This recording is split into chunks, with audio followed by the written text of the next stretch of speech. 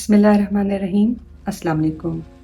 میرا نام شکیلہ نرگس ایڈوکیٹ ہے اور میرا تعلق گناہ گاروں کی اس بستی سے ہے جسے عرف عام میں کچہری کہا جاتا ہے۔ زندگی بہت تیز رفتار ہو گئی ہے، مگر اس تیز رفتاری نے رشتوں کی خوبصورتی اور احساس کو یکسر ختم کر دیا ہے۔ سکون اور ٹھہراؤ بہت ناپید ہو گیا ہے۔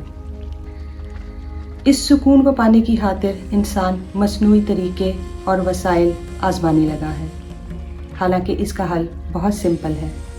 ہمیں کرنا صرف یہ ہوگا کہ مادہ پرستی یا دولت کمانے کی ریس سے نکل کر سادگی اپنائیں، چیزوں کی بجائے لوگوں کو اہمیت دیں۔ ہماری آج کی قانون کہانی اسی مادہ پرست ماحول کی کوکھ سے جنم لینے والی ایک انتہائی لرزہ خیز اور سبق آموز کہانی ہے۔ تو آئیے سنتے ہیں آج کی قانون کہانی، رگوں میں اندھیرا۔ ہانیہ اور رافع کا تعلق ویل آف فیملیز سے تھا۔ دونوں ایک ہی یونیورسٹی میں پڑھتے تھے اور دونوں ہی خوبصورت پرسنالٹیز کے مالک تھے۔ اگر ہانیہ کے پیچھے عاشقوں کا تانتا بندھا رہتا تھا تو رافع کے پیچھے مرنے والی لڑکیوں کی تعداد بھی کچھ کم نہ تھی۔ چنانچہ ان دونوں میں ہی دوستی ہو گئی اور دیکھتے ہی دیکھتے وہ یونیورسٹی کے آئیڈیل کپل کے طور پر مشہور ہو گئے۔ دولت کی کمی نہ تھی اور اوپر سے یونیورسٹی کا آزادانہ ماحول۔ جلد ہی ان کی دوستی کچھ مشکوک قسم کے اسٹوڈنٹس کے ساتھ ہو گئی۔ وہ بھی امیر والدین کی بگڑی ہوئی اولاد تھے اور ایڈونچر کے نام پر ایسی حرکتیں کیا کرتے تھے جو کسی بھی طور پر ڈیسنٹ اور قابل قبول شمار نہ ہوتی تھی۔ ہانیہ اور رافع کو بھی ایڈونچر کا جھانسا دے کر انہوں نے نشہ آور ادویات کی لعنت میں مبتلا کر دیا۔ پہل تو یہ ایک ایڈونچر تھا، پارٹیز، مستیاں، ہلا گلا، مگر آہستہ آہستہ رگوں میں اترتا یہ اندھیرا گہرا ہوتا چلا گیا۔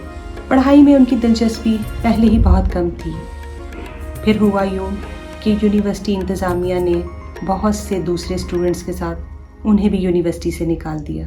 گھر والوں کو پتہ چلا تو انہوں نے ان دونوں کے علاج کی کوشش شروع کر دی اور اس کے لیے پہلا اقدام یہ کیا گیا کہ ان کی ملاقات پر پابندی لگا دی گئی تاکہ پھر سے وہ نشے میں مبتلا نہ ہو جائیں۔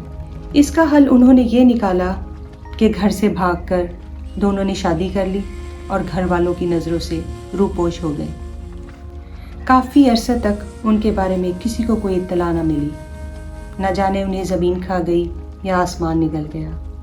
ماہ و سال اسی طرح بیتتے گئے، یہاں تک کہ 5 سال کا عرصہ گویا پلک جھپکتے میں بیت گیا۔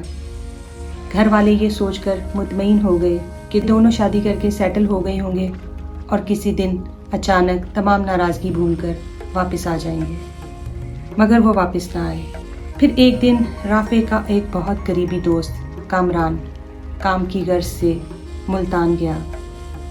اس کا ارادہ تھا کہ کام سے فارغ ہو کر وہ حضرت بہاؤالدین زکریہ کے مزار پر حاضری دے گا۔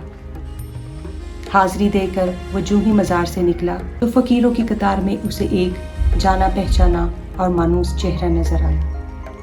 پھٹے پرانے کپڑوں، کھچڑی بالوں اور میلے کچیلے حلیے کے باوجود اس نے رافع کو پہچان لیا، مگر رافع کی آنکھوں میں شناسائی کی کوئی چمک باقی نہ تھی۔ نشے کی لت نے اس کے خوبصورت وجود کو ایک انتہائی بھیانک حیولے میں تبدیل کر دیا تھا۔ کامران نے سہارا دے کر اسے اٹھایا اور اپنی گاڑی میں بٹھا کر اپنے شہر واپس لے آیا۔ اس کے گھر والوں کو اطلاع دی گئی تو گھر والے فوراً آ کر اسے واپس لے گئے۔ جب ہانیہ کے گھر والوں کو رافع کی واپسی کا پتہ چلا تو انہیں ہانیہ کے متعلق تشویش لاحق ہوئی، چنانچہ وہ بھی فوری طور پر رافع کو ملنے کے لیے آ گئے تاکہ اس سے ہانیہ کے متعلق پوچھ سکیں، مگر رافع کی حالت اس قابل نہ تھی کہ وہ ہانیہ کے متعلق کچھ بھی بتا سکتا۔ رافع کا علاج شروع ہو گیا اور تقریباً 1 ہفتے کے بعد وہ اس قابل ہو سکا کہ کچھ تھوڑی بہت بات چیت کر سکے۔ ہانیہ کے متعلق وہ صرف اس قدر بتا سکا کہ ان کی شادی ہو گئی تھی اور وہ دونوں ساتھ رہا کرتے تھے۔ اس کے بعد کیا ہوا اسے کچھ یاد نہ تھا۔ ہانیہ کے گھر والوں کو یہ دیکھ کر بہت تشویش ہوئی۔ ان کا خیال تھا کہ ہانیہ اور رافع شادی کر کے سیٹل ہو گئے ہوں گے اور کہیں الگ تھلگ خوش و خرم زندگی گزار رہے ہوں گے، مگر اب ہر گزرتے لمحے کے ساتھ ان کی حالت غیر ہوتی چلی جا رہی تھی۔ انہوں نے اس کام کے لیے پولیس کی خدمات حاصل کر لیں۔ دولت کی کمی نہ تھی اور کچھ اثر و رسوخ بھی کام کر گیا۔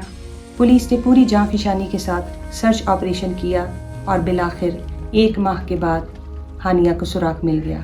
وہ کراچی کے ایک پاگل خانے میں تھی، ارد گرد کی دنیا سے بے خبر، دور خلاؤں میں گھورتی، نہ جانے کیا تلاش کر رہی تھی۔ پاگل خانے کے عملے نے بتایا کہ وہ 4 سال پہلے وہاں لائی گئی تھی اور اس پاگل پن کی حالت میں ہی اس نے ایک بچی کو جنم دیا تھا جو اس وقت 3.5 سال کی تھی اور پاگل خانے کے عملے کی تحویل میں تھی۔ گھر والوں نے ہانیہ اور اس کی بچی کو لیا اور بوجھل دل کے ساتھ گھر واپس آ گئے۔ دوسرے دن ہانیہ کا علاج شروع ہو گیا۔ آہستہ آہستہ اس کے ان دوروں میں کمی آتی گئی جس میں وہ چیختی چلاتی اور توڑ پھوڑ کرتی تھی اور سامنے آنے والے ہر انسان کو مارا کرتی تھی۔ بچی کو اس کے گھر والوں نے سنبھال لیا کیونکہ رافع کے گھر والوں نے اس بچی کو اپنانے سے انکار کر دیا تھا۔ ہانیہ کے علاج سے صرف اس حد تک فرق پڑا کہ وہ وائلنٹ ہونے سے باز آ گئی، مگر ہانیہ ایک پتھر کا بت بن کر رہ گئی۔ اس کی خاموشی کا تالا نہ ٹوٹ سکا۔ آج وہ ایک زندہ لاش ہے۔ پتہ نہیں وہ کن حالات سے گزر کر اس حالت کو پہنچی۔ شاید یہ کسی کو کبھی بھی معلوم نہ ہو سکے۔ رافع علاج کے دوران نشے کی طلب سے بے قابو ہو کر خودکشی کر چکا اور یوں رگوں میں اترنے والا یہ اندھیرا اس کی ہستی بستی زندگی کو نگل گیا۔ کاش کہ منشیات اور ڈرگز بیچنے والوں کو ایک لمحے کے لیے یہ احساس ہو جائے کہ کس طرح وہ چند روپوں کی خاطر ہستی بستی زندگیوں سے کھیلتے ہیں۔